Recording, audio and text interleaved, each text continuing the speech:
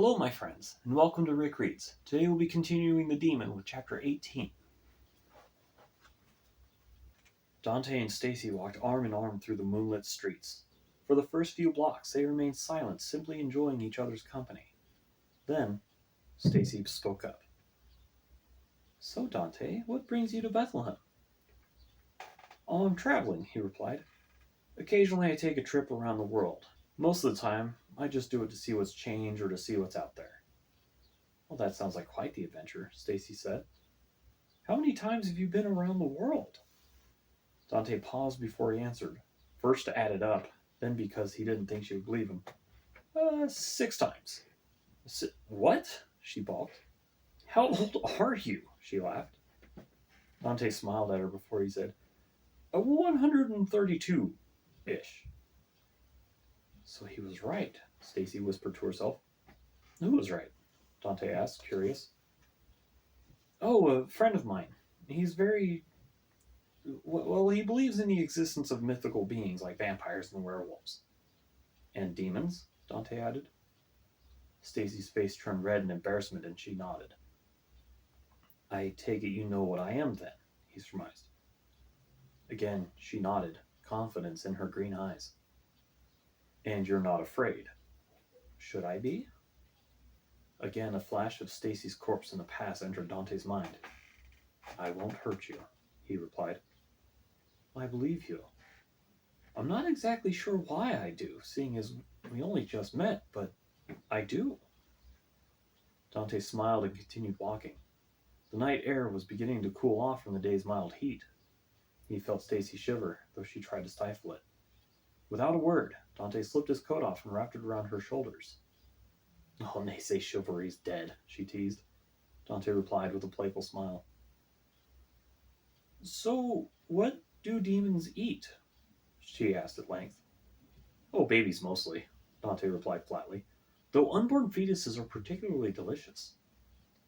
She looked up at him to gauge his face. He kept a straight face for a few seconds, then a smile crept across his lips.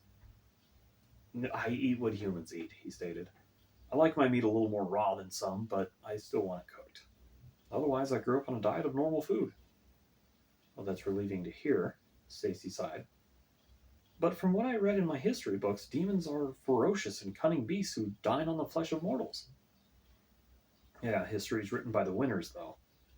If you read a demonic text, it may paint demons as saviors and angels as the true evil, I think."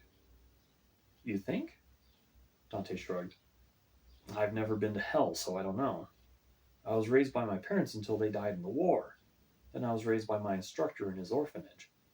When I came into adulthood, I struck out on my own. Eventually, I settled on the coast near Manhattan and continued my training as a soldier, just in case war broke out again." "So, you were born during the war?" Dante nodded. "I was born, maybe 8 years before the war ended." Stacy did some mental math and looked up at him in confusion. He almost looked amused. "That should only make you 92-ish." Dante nodded again and took a deep breath. I was chosen for an important task by Lord Death." "The Reaper?" Stacy asked, incredulous. "The same. He asked me to undergo an important and very secret mission. He sent me back in time, and it took me about 40 years to complete."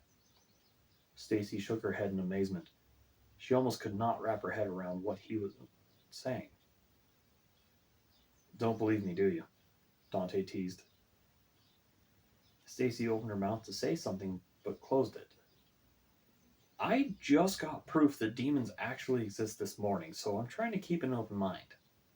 What was the mission?" Dante sighed, knowing she wouldn't like the answer. "It's classified," he replied. "Something bad?" Stacy asked. Dante was trying to hide his displeasure about the task, but she saw right through that.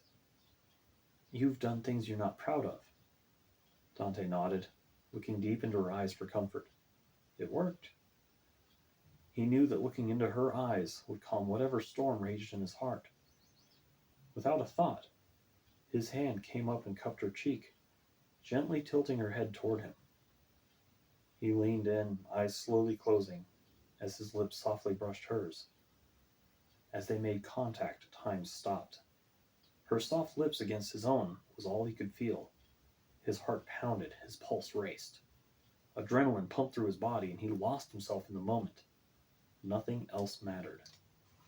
After an eternity, Dante finally pulled away. Stacy almost didn't let go, her lips trailing after his for a moment.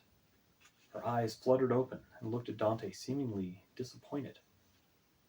"Oh, so that's a demon's kiss," she grinned breathlessly. Victor threw his scrying basin across the room in rage. Water splashed and soaked the far wall. Fists clenched in white-knuckled fury, the angel punched a sizable hole in the wall next to him. How could she do this? How could Stacy fall in love with a demon? How was it possible? He was pure evil. He had murdered several of Victor's best men. Victor took several steadying breaths, trying to calm down, and reminded himself that he would watch over her in case Dante tried anything to harm her. The angel felt so helpless. He wanted nothing more than to kill this demon, but all he could really do was sit back and hope for the best. He was playing with fire, and he knew it. He hated leaving Stacy's safety up to chance. A soft knock on the chamber door interrupted Victor's thoughts. "Sir," came a hesitant voice, "is everything all right?" Victor took a moment to collect himself and smooth back his disheveled hair. "I'm fine," he answered. The door cracked open and a young woman, one of the nuns overseeing the care of the church, entered. She kept her gaze low in deference to Victor. She was one of the very few who knew what he truly was, and she was one of a much smaller number who was implicitly entrusted by the angel. "What is it, Sister Maggie?" Victor asked politely. "The families of the fallen soldiers are here," she bowed. "They wish to speak with you about the funeral arrangements." "What troubles you, my dear?" Maggie sighed, hesitating, saying, They are demanding justice be served to the one who did this." Victor shook his head, irritated. "The men were soldiers. They died to protect the town, as they were prepared to do from the first day they picked up a weapon." Maggie nodded. "I am aware of that, sir. But these people are grieving. They lost loved ones today, and those men were murdered in the street. Have you ever lost a loved one, sir? 'Tis heartbreaking." Victor began to shake his head again, but stopped, realizing the nun was right. It had been nearly a century since the last of his own family had died. Living among the humans who had such short lives had left him in a state of constant vigilance. He had no recent memories of loss in his own life. He felt ashamed by his lack of compassion in that moment. "Of course, sister," he apologized. "It's foolish of me to think otherwise. I will go and console them. It's late. Go and rest. I'll see you tomorrow." Maggie bowed and left the room, softly closing the door behind her. Victor sat at his desk, defeated. He longed for the day when he could return to heaven, but with the banishment in place, he was forced to prove his worth. He had been given back his wings nearly a century after he died at Dante's hands, and he was allowed entry back into heaven, but at a price. He was conscripted into becoming a leading general in the war with Hell. After his crushing defeat at the hands of the King of Hell, Victor was sentenced to exile until he could prove himself worthy of admittance back to his home. Several minutes later, Victor left the chamber and went to speak with the families of the fallen soldiers. After hours of making the necessary arrangements with the families, Victor sat among them discussing his next course of action. "You are our protector," one man, the father of the sergeant, explained. "You are the one man responsible for bringing this murderer to justice." Victor leaned forward in his chair, resting his elbows on his knees and his hands clasped together. "I'm not unsympathetic to your pleas. However, I feel I must explain why I did not meet this man myself. Were he and I to meet in the streets of our fair town, I fear it would lead to an immense and highly destructive confrontation. Such a battle would undoubtedly lead to the annihilation of the town and all its inhabitants. I cannot allow such a battle to be waged within the borders. I sent your sons and brothers to meet with him in the street to convince him to leave in peace. Once he was far from the town, I had planned on confronting him there, away from all of you, my beloved charges. Were I to fall in battle, at least it would be far enough from here to avoid him taking his vengeance on you for my angering him. This man's a demon who... A demon? One woman interjected. Demons are just fairy tales, told to us to keep us in line. Then explain the war that raged on for 50 years, Victor countered. Explain the downfall of civilization into what we see now. This world was not always as it is now. Once there were technological marvels that now lay dead and buried. The demons tore it all down around us. So you're telling us that even angels exist? Asked another skeptic. Victor shrugged. If demons walk among us, why not angels? My point is, demons are incredibly powerful, as well as vengeful. This demon, Dante, would see you all dead. He would feast on your children and use their bones to pick his teeth. He would not stop until he was put in the ground. And that is on a good day. I have faced him before, and I know how he thinks. Is that why you're still alive? The sergeant's father asked calmly. Did you give in? No, Victor stated. I did not. I fought him and survived. Barely. In that bitter defeat, I knew what it was to face true evil. I could see it in his eyes. There was no mercy. Did he make our men an offer? One man asked. He seemed to be the most level-headed of all the emotional townsfolk. Victor recognized him as one of the reserved militiamen. Victor nodded. According to the report I was given, Dante offered all of them a chance to lay down their arms and leave him be. They refused. Dante then offered a counter-solution. He would face a champion in single combat. If the champion won, Dante said he would leave without any further bloodshed. If Dante won, the men were to leave him in peace. From what I was told, he told the remaining men to tell the families of the deceased that they died in defense of the town and that the town remains safe. I know it is of little consolation, but I know Dante to be a man of his word. As long as he keeps to his word, he will not harm our town. And you trust this demon? The militiaman asked. Victor shook his head. No, I don't. That is why I have placed the burden of vigilance upon my own shoulders. I pledge to you, my esteemed neighbors, that I will keep a vigilant eye upon this demon. I will keep him to his word until he is far from our lands, at which time I shall confront him myself. I beg all of you to admonish me if I slip, to help me stand when I fall, and to keep me adherent to my word to all of you. He placed his hand over his heart and bowed his head. I have made myself your protector in hopes to lead each and every one of you to a better life. I humbly ask that you keep your distance from this demon and allow me to do my duty. I will bring justice to the wicked. Murmurs of approval arose from the gathered families. Many of them left that night with renewed hope in their hearts. They firmly believed in Victor and knew that he would uphold the law.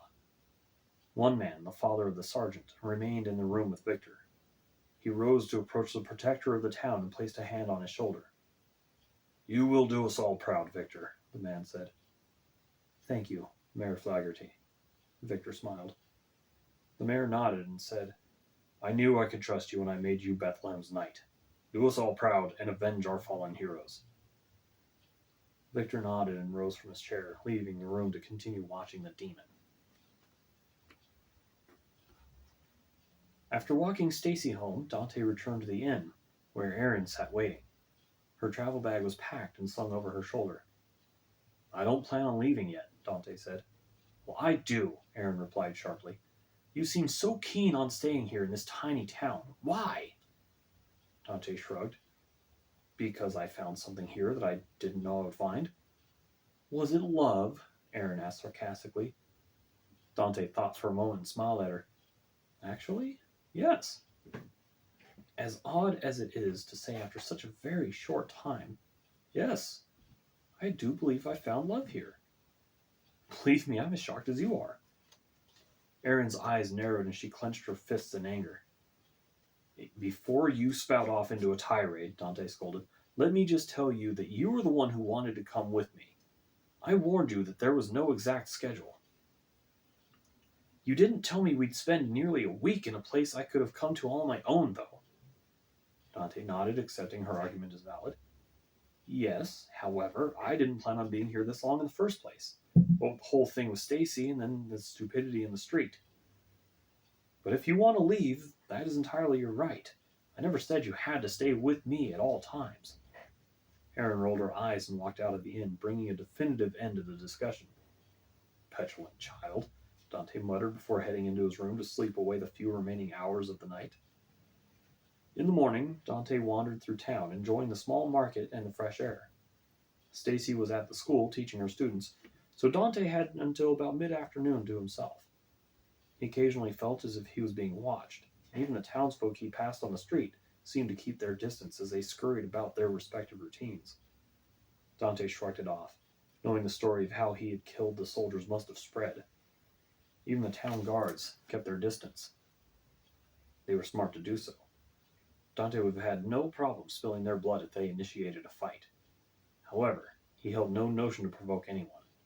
He had spilled more than enough blood the day before, and had no desire to spill any more. Even so, a tiny part of him wanted them to try. Miles away, Erin trudged along the lonesome road, leading, according to the signpost, to another town. She cursed Dante for a fool under her breath with every step. She had thought that with this long trip she could possibly find love of her own, whether it be in Dante or some other handsome young man. With all the stories her grandfather had told her of the demon, she held him as a hero in her eyes, and wanted nothing more than to be like him. Or with him, whichever way it turned out was fine with her. She had thought of him as a knight from the fairy tales, and she could have been his princess. But after witnessing his true nature, Erin was at once heartbroken and terrified by Dante. She wanted so badly to be his that she firmly believed him to be nothing like the demons her grandfather had told her about. Dante wasn't like the vicious, bestial creatures from her grandfather's horror stories. At least not until she saw him cut that soldier in half. There was not a shred of mercy in his eyes, and it was as if a completely different person was standing before her. Gone was the talkative, almost jovial man she had met days before. There stood a true demon, a monster spawned in the pits of hell and sent to earth for one purpose: bloodshed. Erin shook herself out of the nightmarish memories and focused on the road ahead. If he wanted to stay in that small town, let him. As long as Erin was far away from him, she would never have to witness the horror of what he truly was. And that was chapter 18. I hope you enjoyed it.